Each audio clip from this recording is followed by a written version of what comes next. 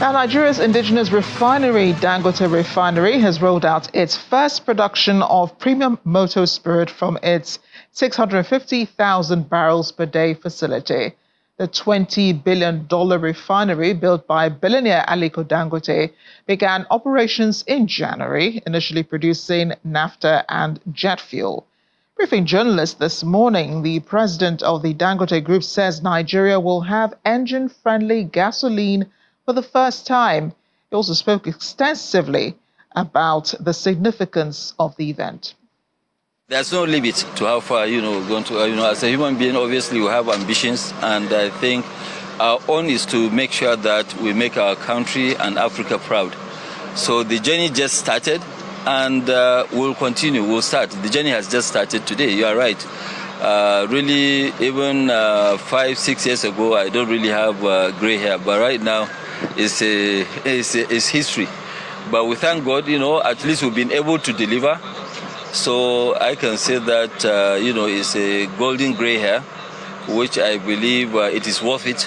And I'm a very, very happy person today. I must thank really, our great team, led by Mr. Edwin, for making this dream, possible. I must thank, also Mr. Alake for giving that support to make sure that this... And let me just interject and ask how much of support you're getting from the present government, and if President Bola Ahmed Tinubu has thrown his weight behind what you're doing here today. Most of my appreciation will go to, President Bola Ahmed Tinubu and his government for giving us all the support. People can have different perceptions, but without the support of the government, we will not be here. That's what I keep saying. And I want to put on record that I want to thank the governor of Lagos, because he has done a marvelous job by giving us all the support. 10 years ago, there was almost nothing here. But this is what you call a dream. President Bola Ahmed Tinubu, then the governor of Lagos, dreamt about establishing this in about almost 18-20 years ago, and nobody thought about coming here. Actually, my first time here was just to come and look at the land. This was 2015. I've never ever been to this area of Lagos, but you can see what a dream can actually do. So I must thank him, and I pray and hope his own dream that, we used to, push Lagos up the ladder. Okay, he will apply 10 times that, on which I know he's trying. He will apply 10 times that in the federal government's, operations. Okay, let me just ask you quickly. This is PMS coming out from the Dangote Refinery. You did promise us, you did tell me severally when we've been visiting here in the last 7 to 8 years that when this happens, it's going to be Euro 5, which is the highest quality of PMS you can find around the world. Can I readily put this in my car and begin to run? Yes, you can put it in your car and begin to run. And it will actually save your engine. It will give your engine the best performance.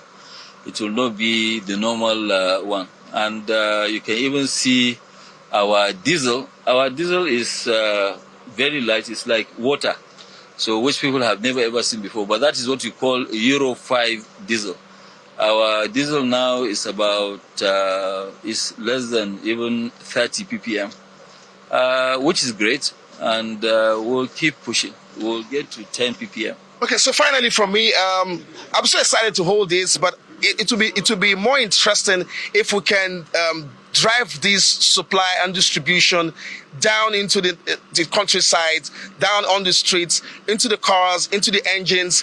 I can see your gantry positions here, 177 tanks for storage, and beginning to wonder how soon can we have all these trucks crisscross the streets of Lagos and supply petroleum products. Our gasoline can be, that is PMS, can be in filling stations in the next 48 hours, depending on NNPC. Would you want to comment on pricing? How much would you sell per liter of this PMS? On PMS, what I told you, it is an arrangement which was designed and approved by Federal Executive Council. led by His Excellency President Bola Ahmed Tinubu. As soon as it is finalized, which he is pushing, once we finish with NNPC, it can be today, it can be tomorrow, we are ready to roll into the market. Well, it's been bittersweet news for Nigerians celebrating the emergence of fuel from the Dangote refineries as the Nigerian National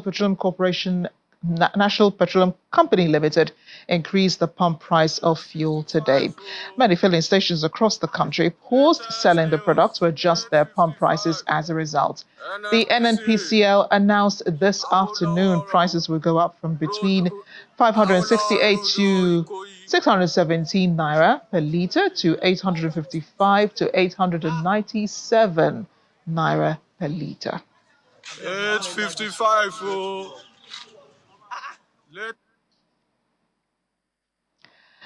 Well, our energy correspondent, Olu Phillips, who was earlier at the Dangote refineries, joins us now. Olu, great to see you, and I'm sure that you heard the eyewitness there in that video lamenting the fact that he would have to pay 855. In fact, the numbers have gone up. I think it's already at 897 as we speak. And that's just the NNPC filling stations. The others, I'm sure, will go a lot higher. We'll talk about this in a moment, but let's talk about where you were earlier today, which is the Dangote Refinery. Fuel is, he says his fuel is the best to enter the market. How soon will it impact, the market, and how soon can we start buying it? And will this be available everywhere? Because he still hasn't sorted out the issue of pricing, has he? You just spoke about or asked me about impact, and I was going to almost throw the question back to you and ask you impact in what sense? But if it is in the sense of the pricing that we are seeing today, or people woke up this morning to see... Or availability. Availability will be subject to what he pushes to the market. If Dangote pushes 1 liter of fuel in the market today, that's what's going to be available. It's a private business enterprise. He has the numbers, he has the books, and he has the commercial. I expect that he has all the commercial arrangements. He has all of the MOUs signed, because businesses like this, you don't do businesses like this without an MOU signed. So availability will be pushed back to the doors of, or the tables of the Dangote refineries to live up to whatever expectations they have made for themselves. So if it's a 650 and they have said that they can do up to 50, 70 million liters for Nigeria and local and for exports in terms of PMS, which is not the only thing they should do or are doing, right? The numbers is for them to prove. Yeah, but he said in 48 hours. It should hit filling stations in 48 hours. Can we hold him to his word? I know you're not holding brief for him, yes, but I'm sure that you had other conversations. We should hold a businessman who has done businesses and have proven his worth over time when he gives such statements. But I'm just going to speak like an expert who understands the industry. Right. To say that 48 hours, if the MOUs, the purchase sales agreements are all there, the distribution, the off-takers, because there's a law currently in Nigeria that talks about willing buyer, willing seller. I want to believe that he's already had invoices on his table from people who want to pick up the products, because as it stands today, the industry or the sector has been deregulated. Yeah. So, Amy, you can call a few friends, set up a consortium, do all your paperwork, do your registrations with any the Kama as a Kama company, and put in your papers to go lift up petroleum products from Dangote. And I think it will be subject to first come, first served. Yeah, that's a business idea, Olu. But in the meantime, will fuel from Dangote be better? He says that it's the finest grade that Nigeria has seen. How will Nigerians be able to tell whether they're getting Dangote fuel or they're getting the regular fuel that they've been getting at the filling stations? I think Dangote should be having a handshake with an organization like Channels Televisions, for instance, to help maybe do the right messaging on what a Dangote fuel looks like, a Euro 5, which is an international standard fuel, looks like, and what you're currently having. But in terms of whether quality or not, and that's the purview or lies within the purview of the NMDPRA, which is Nigerian Midstream Downstream Petroleum Regulatory Agency. They are the ones that will come out to tell us, hey, come on, you told us you're going to have Euro 5. We've tested it. This is Euro 5.6 or Euro 5 or Euro 4 or whatever. That is NMDPRA. But I'm saying in terms of outlook and texture, after being certified, for instance, which I believe should have happened by now, if you ask Channels Television, engage us to do that, we might just do the right messaging and tell the consuming public that this is this and this is this. So we'll be waiting for them to send us those papers if they're considering that. Yes, and unfortunately, we do not seem to have our power sector in order. So some of that fuel could be going into some of our generating sets. Is it safe to use Dangote? Will it be too premium a price to pay to use the Dangote fuel in our generating sets? I know you do grocery shopping maybe once in a while or regularly, and you know where to go to when you need a particular brand, particular pricing, particular assurances. You know where to go to. There may be a store right in front of you, and you decide to go to a further one. What I'm trying to say is this. It is an open market right now. When the PIA went into force as a law, anybody can buy from anywhere and use it. As far as within the state, within the country, there's a specified regulatory paperwork that has been set out. Yeah. That this is what you should get. What I want to know, Olu, is if we can use it in our generate, because this one, he says, is fine enough for, vehicles. Will it also be fine enough for generating sets, or should we go ahead and use the regular ones? Euro 5 is an international standard fuel.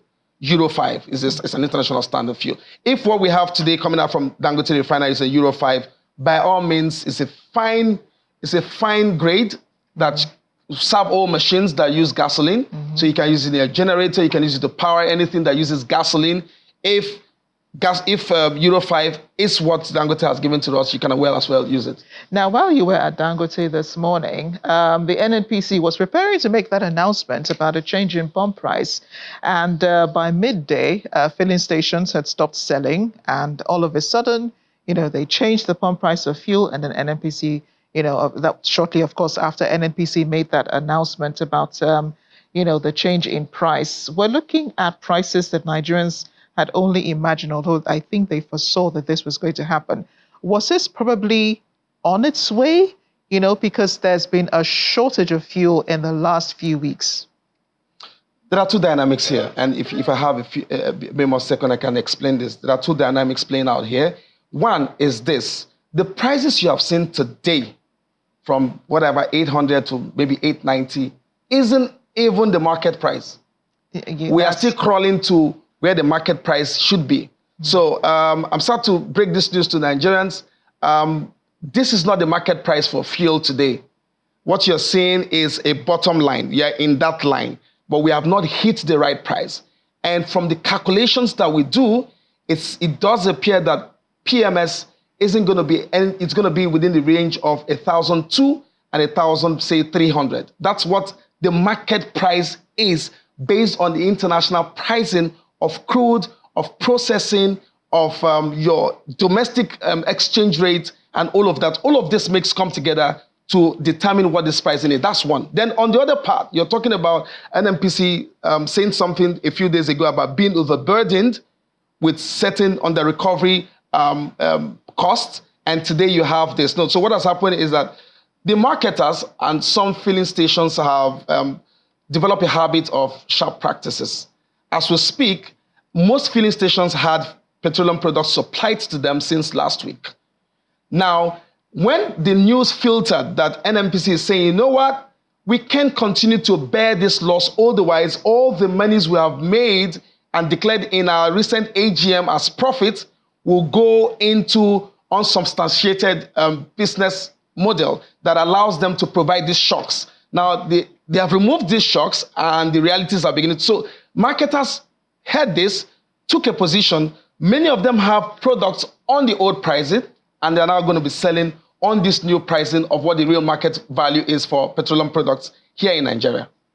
Wow, and that will also have its rippling effects, on everything else. And I'm sure that you can foresee that we should be preparing to pay higher prices for goods and services. We were 20 years late. Okay. No good news from you, Olu. Thanks again for showing up on the program. Hopefully when next we have you, we'll have some good news. I guess that's the way it is. Thanks again for being here on The World Today. We'll take a break now on the program. Still ahead, I hope this cheers you up. International Fireworks Festival ending with a spectacular show in the Russian town of Suzdal. Stay with us.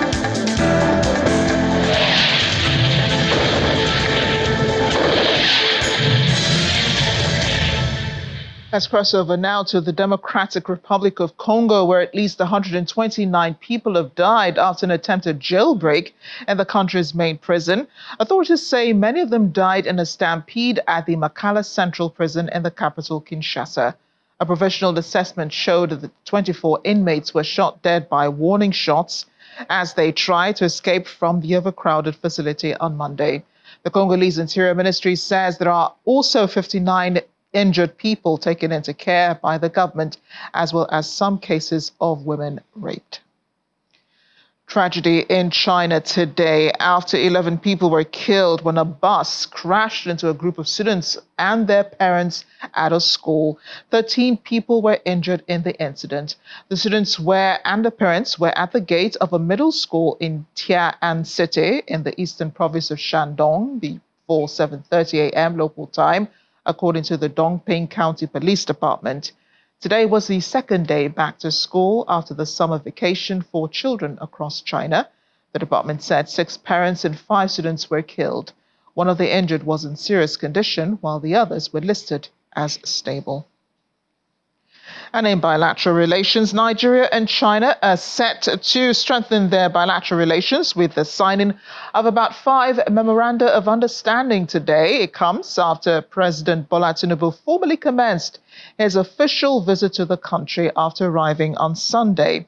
The agreement between the two nations focuses on key areas, including green economy, agriculture, satellite technology development, media enterprise development and promotion, blue economic development, and national planning cooperation.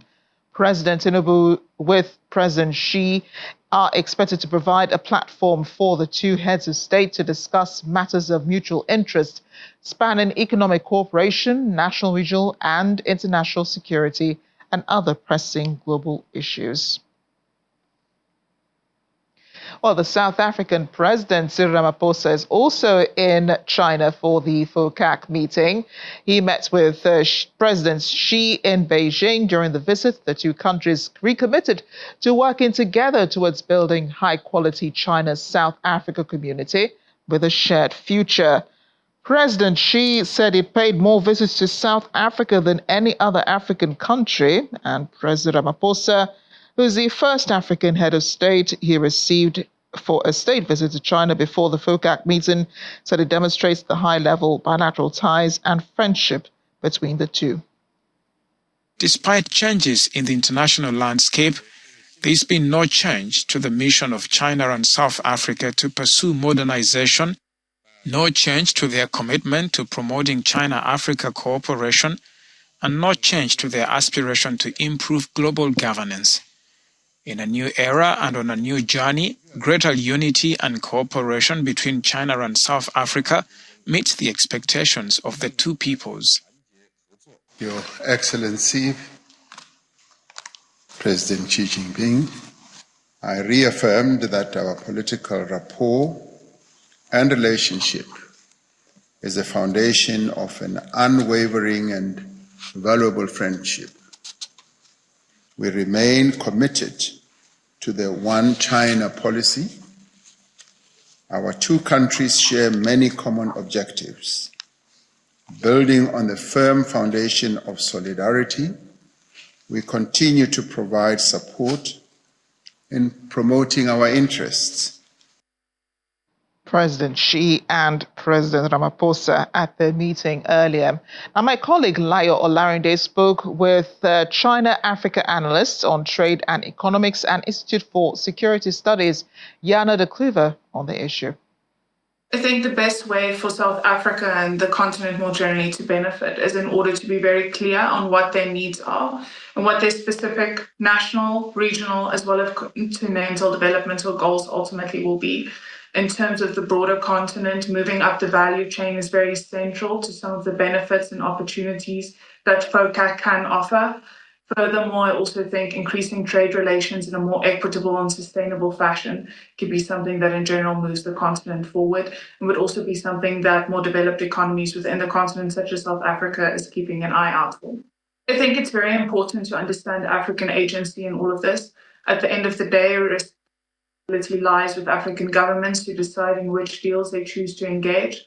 However, that being said, there is definitely some changes that can be made towards the China model of engagement with Africa regarding loans, in terms of having smaller projects that is more profitable and has a quicker turnaround time, as well as projects that is very well conceptualized in terms of how it will ultimately contribute towards the continent's developmental goals, or some things and some changes that we have seen in recent years in terms of China's engagement with Africa, but definitely something that still has some room for improvement going forward.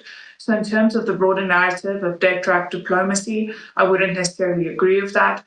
But I would say that there is certain elements in which the Chinese-Africa debt relationship can be made more sustainable. One of the first steps that can be taken is collective action from Africa's side in terms of using platforms such as the African Union, as well on a regional level, regional economic communities, and making sure that this type of negotiation is preferred over bilateral negotiation.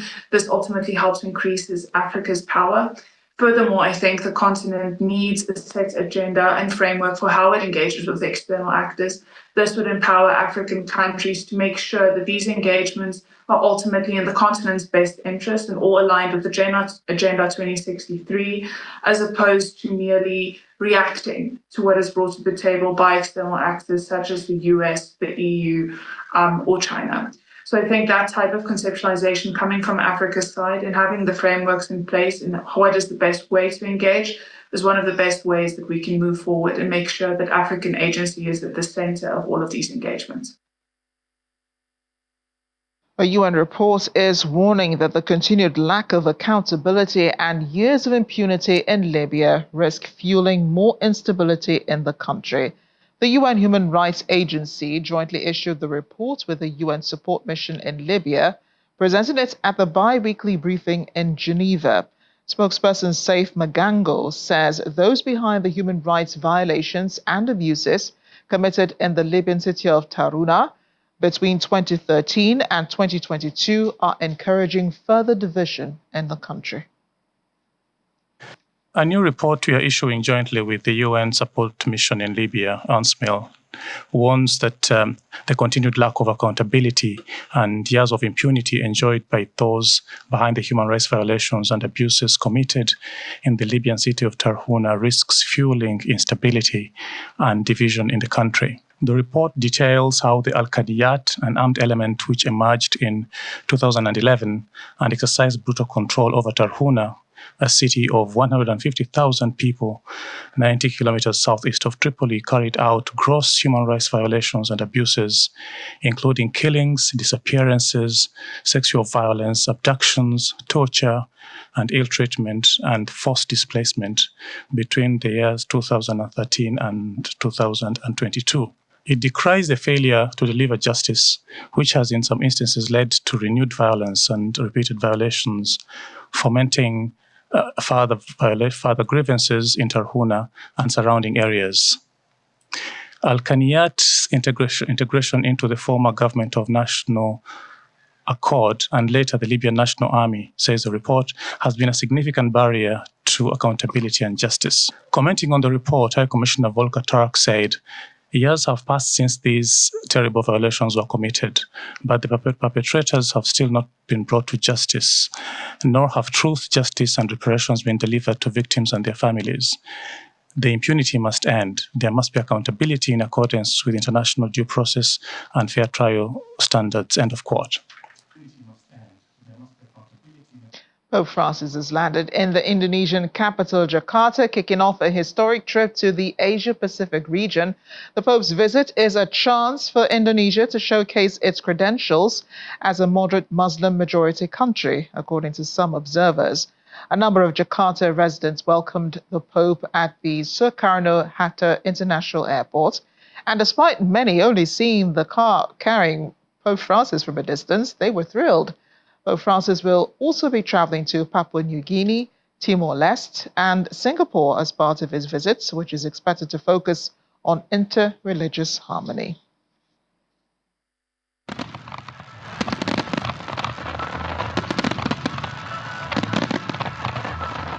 Well, we did promise you a cheerful ending to our show today. The two-day Rostec International Fireworks Festival has concluded with a spectacular show in Russia's Suzdal state or city. There were dazzling fireworks brightening up the sky at night, after which the organizers awarded the participants. The show was prepared by teams from China, Kazakhstan, and Azerbaijan. During the first day of the festival, Suzdal residents and guests could enjoy colorful displays created by teams from Russia, Belarus, and Serbia. According to the event organizers, the competitors are judged on a variety of attributes, including music synchronization, originality, and visual appeal. Each team had 10 minutes to perform their display. The Azerbaijani Great Holiday Baku Pyrotechnic team won the 8th International Fireworks Festival, with the Russian SLK team coming in second, and the Chinese pyrotechnics from Jingduan New Art in third place.